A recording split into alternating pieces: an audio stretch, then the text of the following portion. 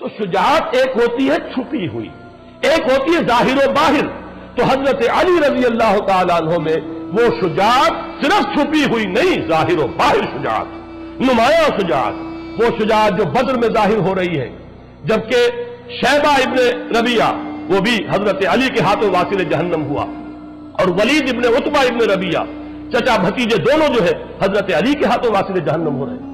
اور جو عتبہ ابن ربیعہ تھا، ولید کا باپ اور شیبہ کا بھائی، وہ حضرت حمزہ کے ہاتھ سے واصل جہنم ہوا.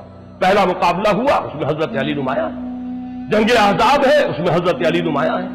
عمرو ابن عبد ود بہت بڑا پہلوان، 90 برس کی عمر تھی اس بدبخت کی جب یہ مقابلہ ہوا ہے، لیکن پورے عرب میں کوئی تصور نہیں کر سکتا تھا کہ اس سے مقابلہ کر سکتا ہے. آپ نے پڑھا ہوگا، سنا ہوگا وہ واقعہ کہ جب وہ مبارزت کے لیے آیا ہے کہ ہے کوئی جو میرا مقابلہ کرے، اور ظاہر بات ہے کہ اس وقت جو ہے ایک دفعہ سناٹا طاری ہو گیا.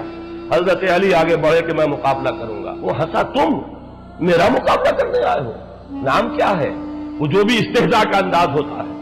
پھر اس نے کہا کہ میری یہ عادت رہی ہے کہ میں جب بھی کسی سے مقابلہ ہوتا ہے اس کی 3 خواہشات میں سے ایک ضرور پوری کرتا ہوں. ذرا کہو تمہاری کیا خواہش ہے؟ حضرت علی نے فرمایا میری خواہش اولین یہ ہے کہ تم ایمان لے آؤ. لا حول ولا قوت. اس نے کہا اس کا کوئی سوال نہیں. اچھا تو دوسری خواہش یہ ہے کہ میدان جنگ سے چلے جاؤ. وہ ہنسا، یہ میرے لیے کبھی نہیں ہو سکتا. اب حضرت علی نے جو وار کیا ہے یہ ان کی ذہانت اور فطانت کا بھی ایک بہت بڑا مظہر ہے. فرمایا پھر تیسری خواہش یہ کہ آؤ مقابلہ کرو.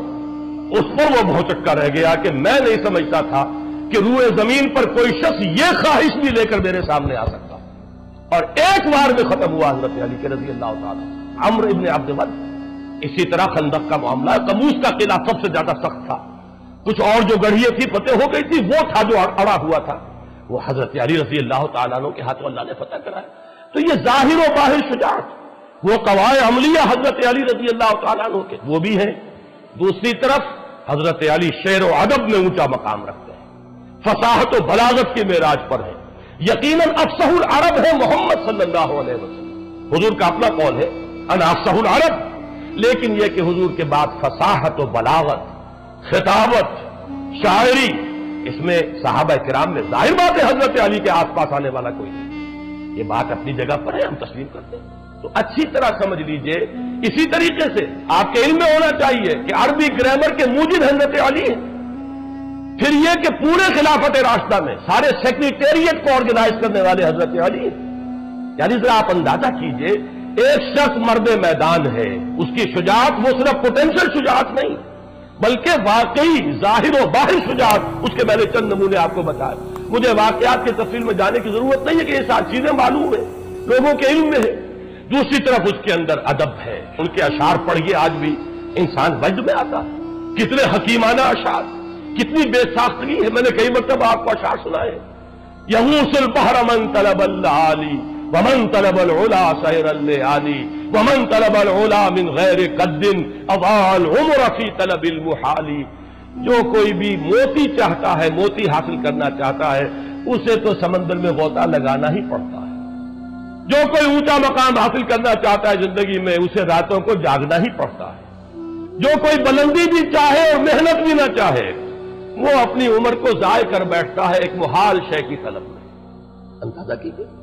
اور رضینا قسمت الجبار فینا لنا علم وللجہال معلوم.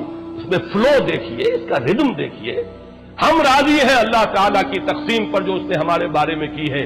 ہمیں اللہ نے علم عطا کیا، جاہلوں کو دولت عطا کی. ہم راضی ہیں، ہم علم کی دولت پر راضی ہیں. یہ حضرت علی کے قول. اور انا الذی سمتنی امی حیدرا، میں وہ ہوں کہ جس کا نام اس کی ماں نے حیدر رکھا تھا، شیر رکھا تھا.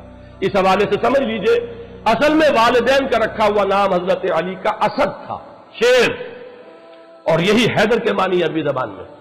یہ جو لفظ علی ہے آپ کا نام، یہ محمد الرسول اللہ نے رکھا ہے. یہ نام والدین کا دیا ہوا نہیں ہے. والدین کا نام اسد ہے، والدین کا عطا کردہ نام. حضرت علی کا نام پھر جب علی رکھا ہے تو وہ محمد الرسول اللہ صلی اللہ علیہ وسلم نے رکھا. تو یہ اچھی طرح سمجھ لیجئے کہ یہ جامعیت جو ہے کہ ایک ایمبی ورڈ شخصیت، میں نے آپ کو گنوایا چونکہ میں نے عکس بیان کیے ہیں کہ جو مقام اور مرتبہ آپ کو نظر آئے گا شہادت کے مراتب میں، اس مزاج میں، جو حضرت اسماعیل حضرت موسیٰ کا، وہ ہے حضرت حمزہ اور حضرت عمر خطاب کا رضی اللہ تعالی۔ جو مقام وہاں پہ حضرت ابراہیم کا اور ادریس کا نظر آ رہا ہے، وہ اگر امت محمد میں دیکھنا ہو تو وہ ابو بکر اور عثمان غنی کا ہے رضی اللہ تعالیٰ عنہ وعلیہم الصلاۃ والسلام۔ لیکن جامعیت کبریٰ کا جو مظہر محمد الرسول اللہ صلی اللہ علیہ وسلم، جن میں یہ دونوں چیزیں جمع ہیں، جن میں یہ جامعیت ہے، جن کے اندر توازن ہے، جس میں یہ دونوں اوصاف بیک وقت مجتمع ہیں۔ ایک طرف انتظامی اوصاف دیکھیے، میں ابھی اشارہ کر چکا ہوں کہ جس تیزی کے ساتھ ایکسپینشن ہوا تھا عالم اسلام کا، وہ اگر اس میں کنسولیڈیشن نہ ہوتی، انتظام و اہتمام و انصرام نہ ہوتا، نظم نہ ہوتا، تو وہ تو تباہی ہو جاتی۔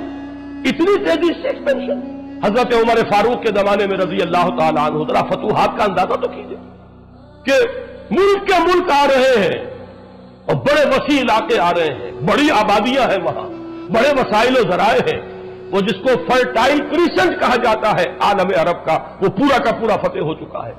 اس میں اگر انتظام نہ ہوتا، بندوبست نہ ہوتا، یہ ساری چیزیں جو ہے کسی نظم کے اندر نہ آتی، تو بہت بڑی ہلاکت پیدا ہو جاتی۔ میں لفظ ہلاکت استعمال کر رہا ہوں اس لیے کہ یہ لفظ حضرت عمر نے استعمال کیا رضی اللہ تعالیٰ عنہ۔ حضرت عمر کے یہ الفاظ، لولا علی لہلک عمر، اگر علی نہ ہوتے تو عمر ہلاک ہو جاتا۔ کیوں؟ حضرت عمر جو ہے اس وقت خلیفۃ المسلمین، امیر المومنین، پوری کی پوری ذمہ داری، اب اس میں ان کی توجہ، فوجوں کا انتظام، محاذوں سے آنے والی اطلاعات، وہاں کرائسس ہو گیا ہے، وہاں یہ سامان چاہیے، وہاں ایک شکست کی سی کیفیت، جیسے کہ آپ کو معلوم ہوگا کہ ایران میں ایک موقع پر بڑی حالت جو ہے وہ کمزور ہو گئی تھی مسلمان افواج کی، جس وقت کہ حضرت عمر نے فیصلہ کیا تھا کہ میں خود جاؤں گا، اب میں محاذ کے اوپر خود جاؤں گا، تو اس وقت جو ہے حضرت عمر کی زیادہ توجہ تو اس پر لگ رہی ہے۔ اگر اس کے ساتھ انتظامات نہ ہو، اہتمام نہ ہو، نظم نہ ہو، قائم نہ کیا جائے، تو واقعہ یہ ہے کہ جس کو آپ کہتے ہیں آگے دوڑ پیچھے چوڑ، آگے تو بڑھتے جا رہے ہیں، پیچھے معاملہ جو ہے خراب ہوتا چلا جا رہا ہے، یہ ہوتا۔ لیکن یہ سارا کام کس نے سنبھالا؟ حضرت علی نے سنبھالا۔ یوں سمجھیے کہ اس پورے دور میں حضرت ابو بکر، حضرت عمر اور حضرت عثمان کا بھی ایک حصہ جو ہے دور خلافت کا، اس میں حکومت کا انتظام، پورا سیکریٹریٹ، تمام محکمے بنانے، کوئی سی محکمے کا تصور ہی نہیں تھا، سارے محکمے ایجاد کیے ہیں حضرت علی نے، سارے دیوان مرتب کیے حضرت علی نے۔ گویا کہ آج کے زمانے میں آپ کہیے چیف سیکریٹری کہیے یا جو بھی اس کو نام دے، وہ کون تھے؟ وہ حضرت علی تھے رضی اللہ، اور پورا انتظام ان کے اپنے ذہن سے نکلا ہوا ہے۔ تو ایک طرف ایک شخص مرد میدان ہونے میں وہ ہو، میدان بدر یاد کیجئے، غزوہ احزاب یاد کیجئے، غزوہ خندق یاد کیجئے، 3-4 موٹی موٹی چیزیں بھی جو ہے وہ کافی ہو جائیں گی۔ دوسری طرف آپ کی فصاحت و بلاغت، میں ابھی اس کا ذکر نہیں کر رہا اس لیے کہ وہ ذرا مختلف فی مسئلہ ہے۔ اہل حدیث حضرات اور ہمارے محدثین جو ہیں، جو تصوف کے ان سلاسل کو تسلیم نہیں کرتے، وہ ان چیزوں کو نہیں مانتے، لیکن جو لوگ کے تصوف کے قائل ہیں، ان سلاسل کو مانتے ہیں، تو آپ کو معلوم ہے کہ 3 سلسلے جو ہے صوفیہ کے ان سلاسل اربعہ میں سے وہ شروع ہوتے ہیں حضرت علی کے ساتھ سے رضی اللہ تعالیٰ عنہ۔ ایک طرف باطنی کیفیات کا وہ عالم، ایک طرف علمی صلاحیتوں کا وہ عالم، انا مدینۃ العلم وعلی بابھا، کہ میں علم کا شہر ہوں اور علی اس کا دروازہ ہے رضی اللہ تعالیٰ عنہ وصلی اللہ علیہ وسلم۔ دوسری طرف مرد میدان ہونے کی یہ کیفیت، تو یہ جامعیت، منتظم ہونے کا یہ معاملہ جو میں نے آپ کو بتایا کہ حضرت عمر فرما رہے ہیں کہ لولا علی لہلک عمر، یہ جو ہے در حقیقت ایمبی ورٹ ہونے کے اعتبار سے، جس میں صدیقین اور شہداء دونوں کے اوصاف جمع ہو گئے ہوں، اس میں یقیناً ایک عظیم ترین شخصیت جو ہے وہ حضرت علی کی ہے رضی اللہ تعالیٰ۔ ایک اور پہلو سے میری بات سمجھ لیجئے، یہ بھی عرض کر دوں، یہ بھی صرف ٹانکتے جائیے۔ حضرت علی تمام غزوات میں شریک رہے سوائے تبوک کے۔ تبوک میں حضور نے انہیں مدینے میں چھوڑا اپنے نائب کی حیثیت سے، اور جب انہوں نے شکوہ کیا، ان کے تو مزاج سے یہ چیز بڑی تھی کہ لوگ جائیں اور داد شجاعت میں میدان جنگ میں، اور میں یہاں عورتوں کے ساتھ پیچھے بیٹھ جاؤں۔ شکوہ کیا حضور نے فرمایا کہ علی کیا تمہیں یہ پسند نہیں ہے کہ تمہارا تعلق مجھ سے وہی ہو جو ہارون کا تھا موسیٰ کے ساتھ، سوائے اس کے کہ میرے بعد نبوت نہیں ہے۔ یعنی حضرت موسیٰ کے نائب کی حیثیت سے حضرت ہارون تھے تو وہ بھی نبی اور رسول تھے، لیکن تم میری جگہ ہو تو میرے ساتھ اسی مقام پر، لیکن نبوت اور رسالت بہرحال اس کا دروازہ مجھ پر بند ہو چکا ہے۔ لیکن یہی کام کیا حضرت عمر نے رضی اللہ تعالیٰ عنہ۔ بیت المقدس جب گئے ہیں، جس کا ذکر میں بارہا کر چکا ہوں، وہ چارج لینے کے لیے بیت المقدس کا، تو کس کو نائب بنایا تھا؟ حضرت علی کو رضی اللہ تعالیٰ عنہ۔ کہاں سے ہم مان لیں کہ ان کے مابین کوئی بد اعتمادی ہو سکتی تھی؟ سوچئے تو صحیح، اس زمانے میں کوئی شخص اپنی جگہ چھوڑ کر اپنی جگہ ایسے شخص کو بٹھائے گا جس کے ساتھ اس کو اعتماد نہ ہو، جس پر اسے پورا وثوق اور یقین نہ ہو؟ لیکن یہ کہ حضرت علی کو 2 مرتبہ حضرت عمر نے اپنا جانشین بنایا، جیسے کہ محمد الرسول اللہ نے بنایا۔ اور میں سمجھتا ہوں کہ یہ بھی عمر فاروق کا اسوہ محمدی پر عمل ہے صلی اللہ علیہ وسلم، کہ اگر حضور نے غزوہ تبوک کے موقع پر اگر حضرت علی کو مدینے کے اندر بٹھایا تھا نائب کی حیثیت سے، تو کیسے ممکن ہے کہ عمر بن الخطاب رضی اللہ تعالی عنہ وہ حضور کے اس اسوے پر عمل نہ کرے؟ بیت المقدس کا سفر تبوک سے بھی کہیں آگے، یروشلم جا رہے تھے حضرت عمر، اور کتنا رہا ہوگا مدینے سے آپ کے غیر حاضری کا معاملہ۔ یہ آج کل کا معاملہ تو نہیں تھا، تیز رفتار سواریاں نہیں تھی۔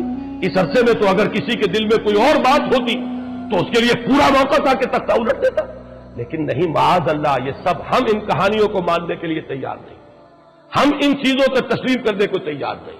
یہ مربوط تھے، یہ ایک بنیاد مرصوص تھے۔ چنانچہ سورہ ہجر کی ایک آیت ہے کہ ہم جب اہل جنت کو جنت میں داخل کریں گے، جنتیوں کو، تو الفاظ آتے ہیں وَنَزَعْنَا مَا فِي صُدُورِهِم مِّن غِلٍّ إِخْوَانًا عَلَىٰ سُرُرٍ مُتَقَابِلِينَ، ہم ان کے دلوں میں جو بھی کوئی رنجشیں ہوں گی وہ نکال لیں گے، اور پھر جنت میں وہ بیٹھے ہوں گے آمنے سامنے ایک دوسرے سے، کہ بھائی بن کر کوئی رنجش دن میں تھی بھی، دنیا میں تھی بھی، تو نکل چکی ہو۔ اور حضرت علی کا قول ہماری تفاسیر میں منقول ہے کہ حضرت علی نے فرمایا یہ آیت میرے اور معاویہ کے بارے میں نازل ہوئی ہے کہ ہمارے دلوں میں اگر کوئی ایک دوسرے کی طرف سے میل آ گیا ہے، اللہ تعالی ہمیں جنت میں داخل کرتے ہوئے وہ بھی قدورت جو ہے وہ میل جو ہے اس کو نکال دے۔ تو ہمارا نقشہ تو صحابہ کرام کا یہ ہے کہ یہ ایک بنیاد مرصوص تھے۔ وقتی طور پر انسانوں کے اندر کوئی شکوہ شکایت پیدا ہو جانا، یہ تو چیز وہ ہے جس کو ہم مان لیں گے، لیکن کوئی مستقل قدورت، کوئی بغض معاذ اللہ، کوئی دشمنی ایک دوسرے سے، اس کا ہم تصور نہیں کر سکتے۔ لہذا یہی وجہ ہے کہ حضرت علی رضی اللہ تعالیٰ عنہ کو 2 مرتبہ حضرت عمر نے اپنا جانشین بنایا۔ جب حج پر گئے ہیں تو حضرت علی کو جانشین بنا کر گئے، انچارج بنا کر گئے ہیں۔ جب گئے ہیں یروشلم تو بھی حضرت علی کو یہاں پہ نمائندہ بنایا۔ اور ایک بات اور نوٹ کیجئے کہ حضرت علی رضی اللہ تعالیٰ عنہ کی صاحبزادی ام کلثوم حضرت عمر کے نکاح میں آئی ہے۔ یہ کوئی ہونے والی بات تھی اگر باہمی محبت نہ ہوتی؟ یہ کوئی ہونے والی بات تھی اگر باہمی اعتماد اور باہم شیر و شکر نہ ہوتے؟ اگر شکایت بھی تھی تو میں عرض کر چکا ہوں وہ حضرت ابوبکر سے تھی۔ اگر شکایت کوئی تھوڑی دیر کے لیے رہی بھی ہے، کوئی شکوہ، حضرت عمر سے تو کسی شکوے کا ہمارے پاس تو ریکارڈ موجود نہیں ہے کہ کس بنیاد پر کوئی شکوہ ہوتا۔ تو یہ جو ایک بنیاد مرصوص رہے، بلکہ جب میں نے ابھی ذکر کیا تھا کہ جب ایران کے محاذ پر ایک دفعہ ذرا کریٹیکل سچویشن پیدا ہوئی ہے اور حضرت عمر نے فیصلہ کیا کہ اب میں جاؤں گا وہاں محاذ پر، تو حضرت علی نے روکا اور یہ فرمایا کہ چکی اسی وقت تک پیستی ہے جب تک کہ وہ اپنی کلی جو ہے اس کے اوپر قائم رہے۔ آپ کا مقام اس چکی کے اس کلی کا ہے۔ یہ امت مسلمہ کی چکی چلے گی اگر آپ اپنی جگہ پر قائم رہیں گے، اگر وہ کلی اپنی جگہ سے ہٹ گئی تو چکی چلے گی کیسے؟ لہذا آپ نہ جائیں، ان کو مجبور کیا کہ آپ یہیں پر رہیں، یہیں سے بیٹھ کر انتظام کریں۔ اور حضرت عمر رضی اللہ تعالیٰ عنہ نے حضرت علی کے اس مشورے کو قبول کیا اور اپنے ارادے کو فسخ کر دیا۔ ہمارا نقشہ یہ ہے، اور میں جو بات آج بتانا چاہتا تھا وہ یہ ہے کہ اہل سنت کے ہاں بھی حضرت علی کا مقام بہت بلند ہے، بہت بلند ہے، بہت بلند ہے۔ وہ لوگ اہل سنت کے دائرے سے خارج ہیں کہ جو حضرت علی رضی اللہ تعالیٰ عنہ پر کسی طرح کا زبان تان جو ہے دراز کرتے ہیں، کسی طرح سے ان کی نیت کے اوپر حملہ کرتے ہیں، کسی طرح سے کوئی اس طرح کی جو ان کے مقام بلند سے فروتر بات ہے کوئی ان کی طرف منسوخ کرتے ہیں، میرے نزدیک وہ اہل سنت سے خارج، وہ ناسبی ہوں گے یا کوئی خارجیوں کی کوئی نسل ہے جو چلی آ رہی ہو ہمارے اندر، لیکن بہرحال اہل سنت کے ہاں یہ جان لیجئے، یہ ہمارا مجمع عقیدہ ہے تمام نسل انسانی میں بلند ترین تو انبیاء اور رسل ہیں، وہ تو سب سے اونچا ہے ہی۔ اس کے بعد امت کے اندر سب سے افضل، پوری دنیا کے اندر، امت میں نہیں، پوری نسل انسانی میں بحیثیت جماعت وہ صحابہ ہے محمد الرسول اللہ۔ تمام رسولوں میں افضل محمد الرسول اللہ صلی اللہ علیہ وسلم۔ کسی مسلمان کو کسی مکتب فکر سے تعلق رکھتا ہو، اس میں شک و شبہ نہیں ہو سکتا۔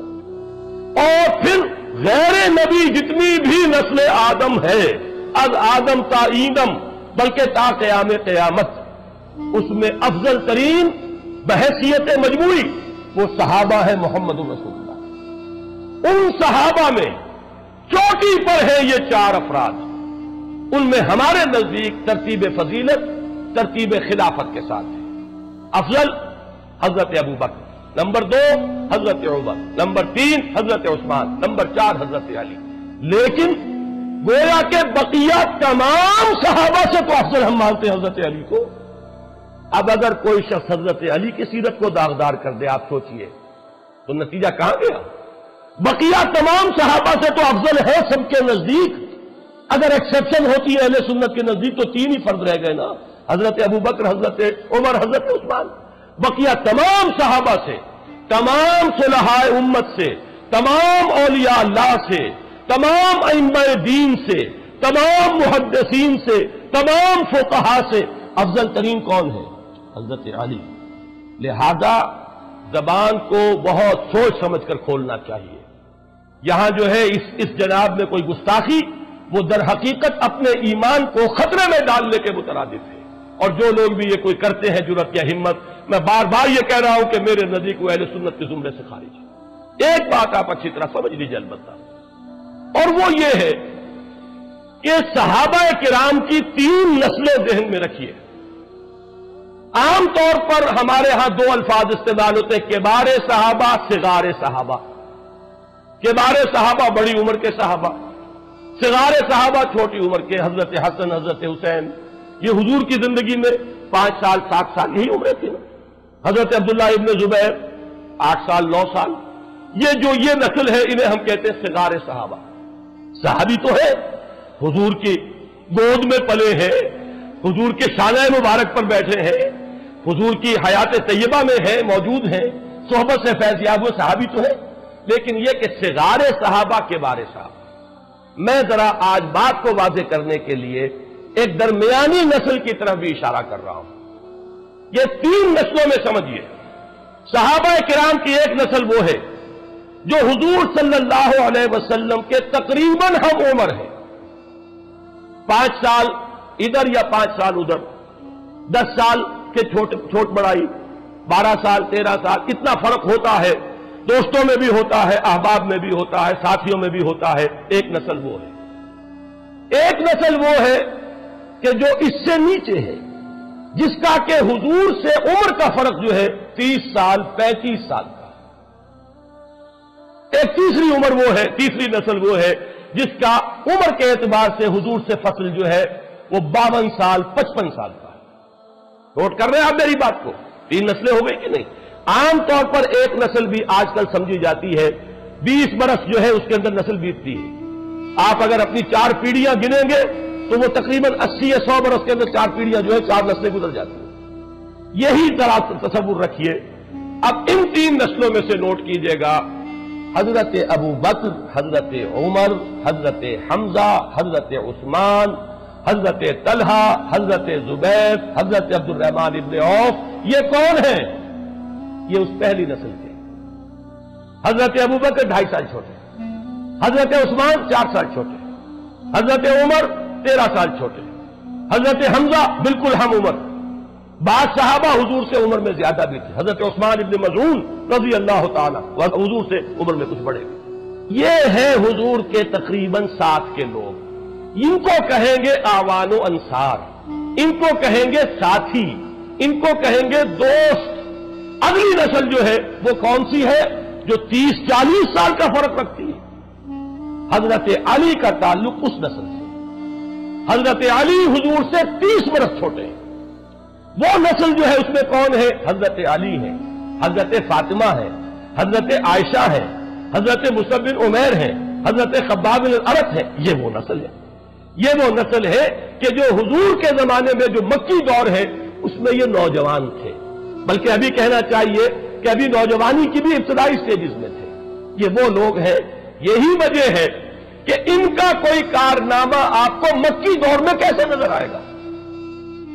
مکی دور میں حضرت علی کی شجاعت کا کوئی مظاہرہ کیسے ہوگا؟ وہاں تو مظاہرہ ہوا تو حضرت عمر اور حضرت حمزہ کا ہوا. حضرت علی تو اول روز سے حضور کے ساتھ تھے، لیکن یہ کہ مسلمان بہرحال جو بھی اس معاشرے کے اندر حال تھا مسلمانوں کا وہ آپ کو معلوم ہے نا. اس لیے کہ حضرت علی کی عمر کیا تھی؟ 12 برس.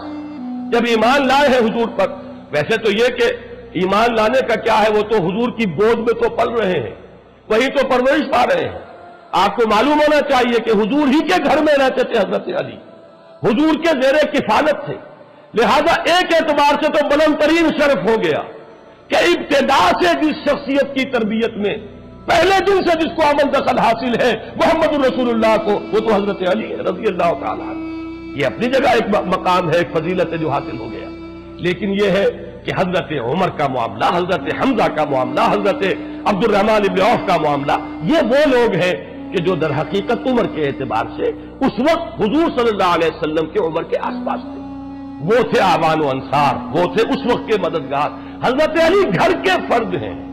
اس اعتبار سے جہاں تک تربیت کا معاملہ ہے، وہ تو میں ایک لفظ استعمال کر رہا ہوں، اب نوٹ کیجئے گا، یہ غلام احمد پرویز نے استعمال کیا، لیکن کیا ہے حضرت عمر کے بارے میں. میرے نزدیک یہ غلط استعمال کیا حضرت عمر کے بارے میں. میرے نزدیک اس لفظ کا مصداق کامل حضرت علی ہے. وہ لفظ کیا ہے؟ شاہکار رسالت.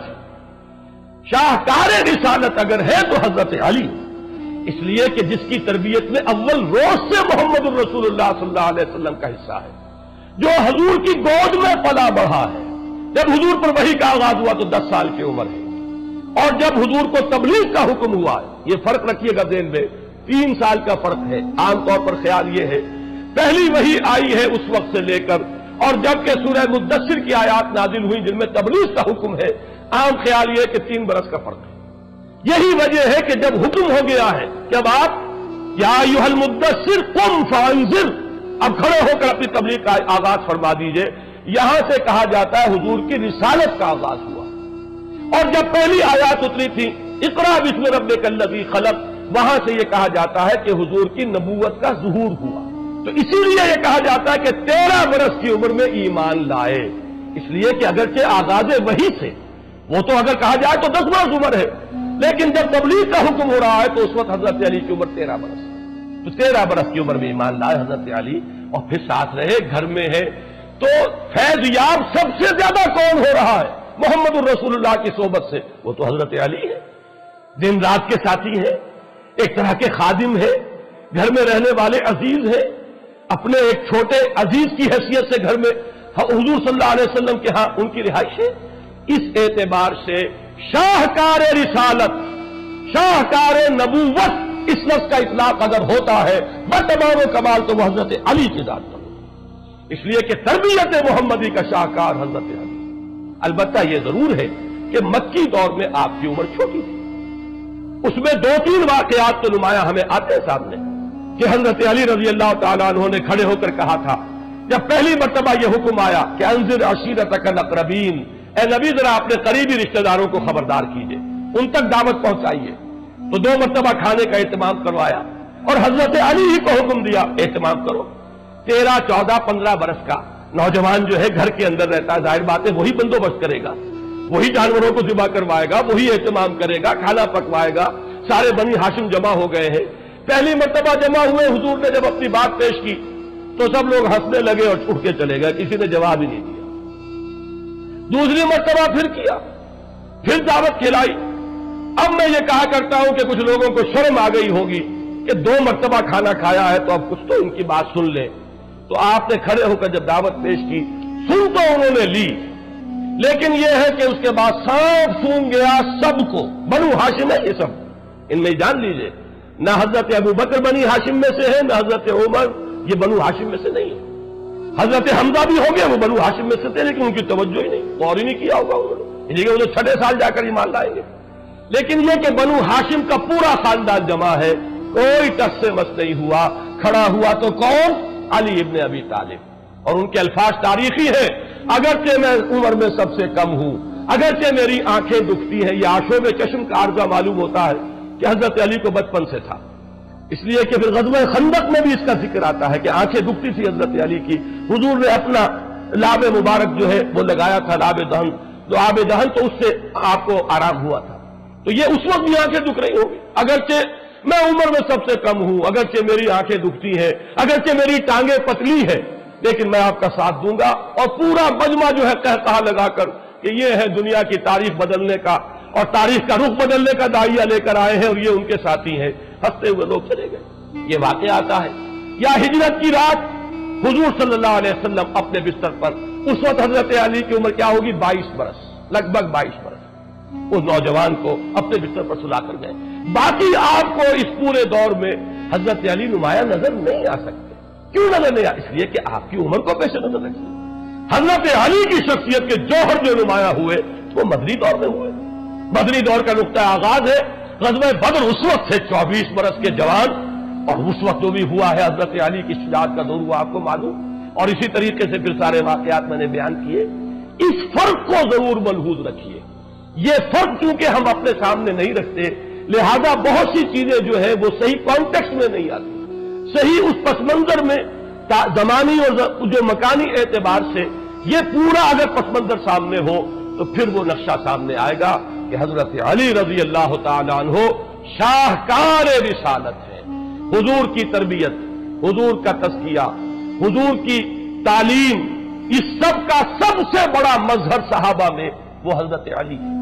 प्रोडक्ट अगर देखना हो हुजूर की तालीम और तरबियत का तो उसका सबसे नुमाया कौन मजहर होंगे? हजरत अली। अलबत्ता जो मकाम उन साथियों का है जो अव्वल रोज से आपके साथ हैं, जो तबलीग में अव्वल रोज से शरीक हो गए हैं, कि हजरत अबू बकर ईमान लाते ही अब वो तबलीग में लग गए हैं। और अशरा मुबशरा में से 6 सहाबा वो हैं जो अबू बकर की दावत और तबलीग से हुजूर सल्लल्लाहु अलैहि वसल्लम के दामन से आकर वाबस्ता।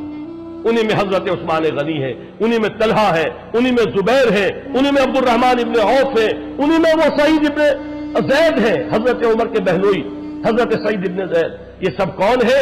ये जो सबसे चोटी के घरानों के लोग हैं कुरैश के, वो सब दर हकीकत अबू बकर की तालीम और तबलीग से ईमान लाए। तो ये है हर एक का अपना मकाम, अपना दर्जा, अपनी हैसियत, अपनी जगह पर उनको रखकर अगर देखा जाए तो बात समझ में आ जाएगी। आखिरी बात और अर्ज करना चाहता हूं, हजरत अली रज़ी अल्लाह तआला अन्हु, ये मानना पड़ता है तारीखी एतबार से कि दौरे खिलाफत के एतबार से, नोट कीजिएगा मेरी बात, बज़ाहिर फितने पर काबू नहीं पा सके, बाहमी खाना जंगी रही, इख्तिलाफ रहा, उम्मत मुज्तमे नहीं हो सकी, तफरका जारी रहा, बड़ी बड़ी जंगें हुई, जंगे जमल, जंगे सिफ़ीन, जंगे नहरवान का जिक्र मैं कर चुका हूं। जमल में एक तरफ आयशा, तलहा और जुबैर है, दूसरी तरफ हजरत अली रज़ी अल्लाह तआला अन्हु। तो ये बड़े बड़े फितने जो है इस दौर में हुए। लेकिन अच्छी तरह समझ लीजिए, माज़अल्लाह सुम्मा माज़अल्लाह सुम्मा माज़अल्लाह, इसका कोई इल्जाम हजरत अली की जात पर नहीं। अगर किसी का यह ख्याल है कि ये उनकी कोताही थी या उनकी यूं अदम सलाहियत थी या उनके अंदर सलाहियत की कमी थी, तो ये दर हकीकत वो तारीख को नहीं जानता, वो हकाइक को नहीं जानता। यहूदी साजिश दर हकीकत अब्दुल्लाह इब्न सबा की इतनी जोरदार थी, इतनी गंभीर थी, इस कदर साजिशी जहन तो यहूदियों का आज भी दुनिया के अंदर प्रोवर्बियल है, ज़रबुल मसल है कि यहूदी जहन जो है साजिश के पैदा करने के अंदर जिस कदर दरखेज है, दुनिया की तारीख में उसकी मिसाल नहीं। ऐसी साजिश थी, इस तरह के कांटे बो दिए गए थे। अब ये अल्लाह की तरफ से है कि हजरत अली को उस वक्त हुकूमत हाथ में मिली है, उस वक्त ये बोझ खिलाफत का आया है जबकि पूरा जंगल जो है अजीम फितने से भर चुका था। अगर कहीं मामला होता इसके बरक्स, अब मैं ये कहता हूं उस वक्त हजरत उमर भी होते, हालांकि बहुत से लोग कहते हैं कि उस वक्त जरूरत थी हजरत उमर के आयरन हैंड की। मैं कहता हूं हजरत उमर भी, जहां तक मैं समझता हूं अल्लाह आलम, कामयाब नहीं हो सकते। और अगर कहीं हजरत अली को खिलाफत पहले मिल गई होती तो जो उनकी शख्सियत का ज़हूर होता वो बहुत मुख्तलिफ होता उससे कि जो उस वक्त हुआ है, जबकि फितने में पूरे आलम इस्लाम को अपनी गिरफ्त में ले लिया। ये चंद बातें थी जो मैं अर्ज करना चाहता था। اگر میری زبان سے کوئی لفظ غلط نکل گیا ہو، میں اللہ تعالیٰ سے بھی معافی چاہتا ہوں اور دعا کرتا ہوں کہ وہ اسے آپ کے حافظے سے بھی محو کر دے۔ لیکن میں یہ چاہتا ہوں کہ اہل سنت کے ہاں جو مقام ہے حضرت علی رضی اللہ تعالیٰ عنہ کا، اس کو آپ پوری طرح اچھی طرح سمجھ لیں۔ ہماری فضا میں بہت گند ہے، طرح طرح کے غبار ہیں، طرح طرح کے لوگوں نے شوشے چھوڑے ہوئے ہیں، ان کو ہٹا کر اس پورے گرد و غبار کو صاف کر کے یہ جو حضور کے اہم ترین ساتھی ہیں، امت کے جو چوٹی کے افراد ہیں، ان کے بارے میں صحیح صورتحال جو ہے وہ ہمارے ذہنوں میں ہونی چاہیے۔ اقول قولی ھذا واستغفر اللہ لی ولکم ولسائر المسلمین والمسلمات۔